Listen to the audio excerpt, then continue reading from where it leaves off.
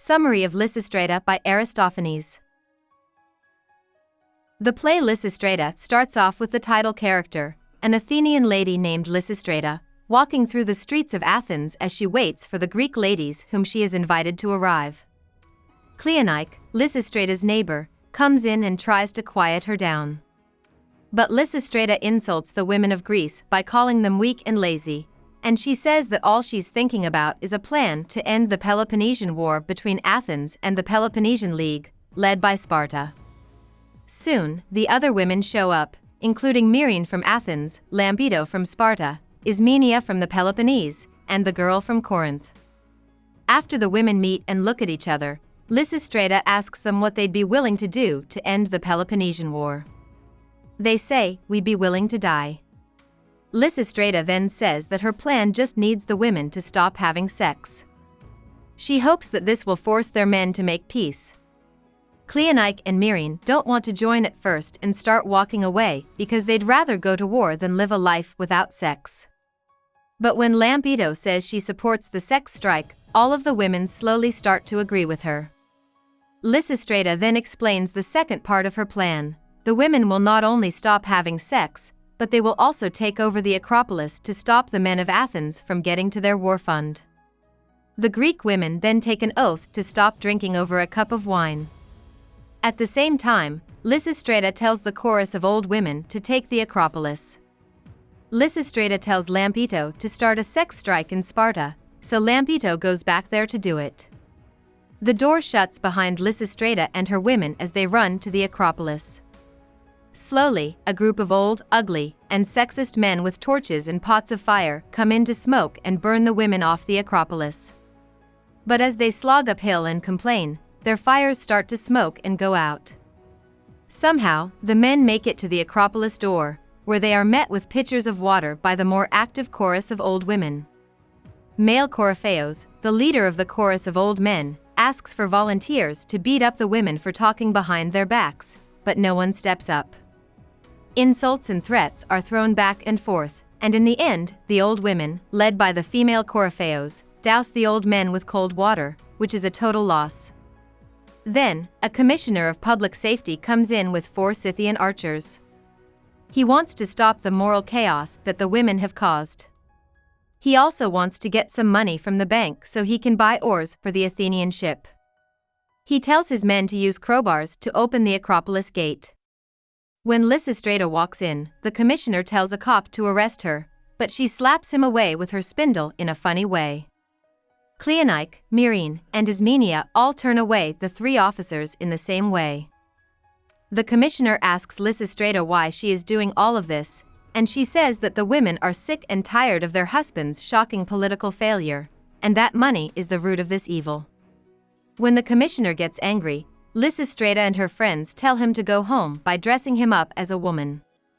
The women say they will take care of Athens as if it were a ball of yarn. They will clean it, get rid of any bugs, and turn it into a proper city-state.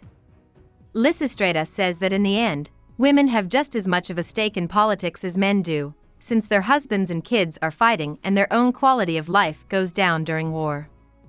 The commissioner is only persuaded by these reasons to tell the Athenian men to fight harder, so Lysistrata and her women attack him in a funny way until he falls off stage. The women then go back up to the Acropolis, while down below the male Coryphaeus fights with the female version of himself, but loses. The female version is able to throw him off balance. At least a few days have passed. Lysistrata comes back from the Acropolis upset. She says that the women really want to get laid, so they are giving up on the sex strike. She quickly reads them a vision, which they take to mean that they need to stick together, and they all go back inside the Acropolis. But more trouble is coming. Myrrhine's husband, Canisius, is coming with a slave and the couple's baby boy. He is in a lot of pain and has a big erection. Lysistrata says nice things about his looks, and Myrrhine comes down to him to comfort her dirty, hungry child. Canisius tells her how empty the house is without her and how much he loves her. He then sends his baby home with the slave to try to seduce his wife. Myrrhine acts like she's going to give in to him, but she keeps putting off the moment when they can get together. Myrrhine finally asks her husband if he will back the piece when it looks like they are about to make love.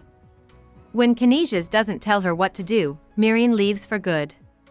With the male Coryphaeus by his side, Canisius cries out about how painful his erection is and then leaves. The Spartan messenger and the commissioner both walk in with erections hidden under their cloaks. The messenger says that Lampedo's sex strike has caused chaos in the Peloponnesian League by making the men go crazy with painful lust. The commissioner tells the messenger to send a commission to Athens with the authority to make a peace deal. Both men leave quickly, and while they are gone, the female Coryphaeus dresses her naked male version, which makes his heart less hard. Soon, a group of Spartans and Athenians will come in. With the help of Lysistrata and spurred on by the sight of Peace's naked body, here in the form of a beautiful girl, they quickly come up with the terms of peace. Lysistrata goes on and on about how the Greeks are all brothers and how the Persians are their shared enemy. When peace is reached, the women throw a party for everyone. The wives go back to their men after everyone gets drunk. Let's not make the same mistakes again, Lysistrata warns before asking the Spartans to sing one last song.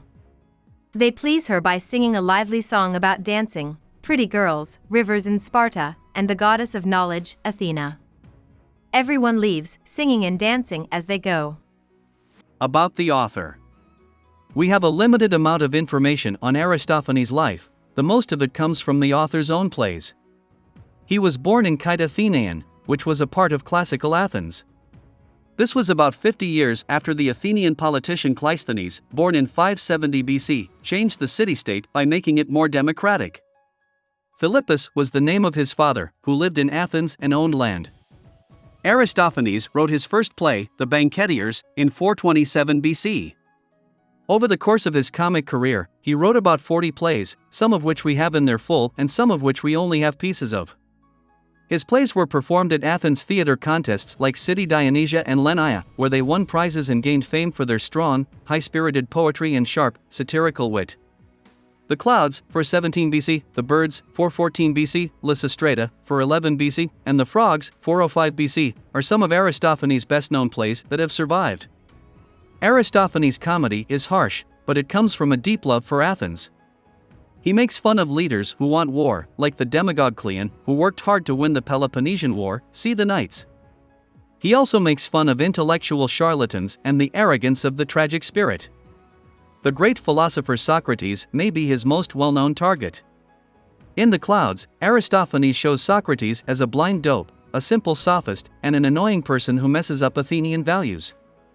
In fact, Socrates' student Plato would later say that Aristophanes was partly to blame for Socrates being tried, convicted, and killed by the Athenian government in 399 BC. Aristophanes is known as the greatest comic playwright of ancient Greece. Many readers would say that he is the greatest comic playwright of all time, even better than Shakespeare and Molière. Hope we summarized it fully and you liked it. Please hit the like button and subscribe to our channel so that we are motivated to create more videos.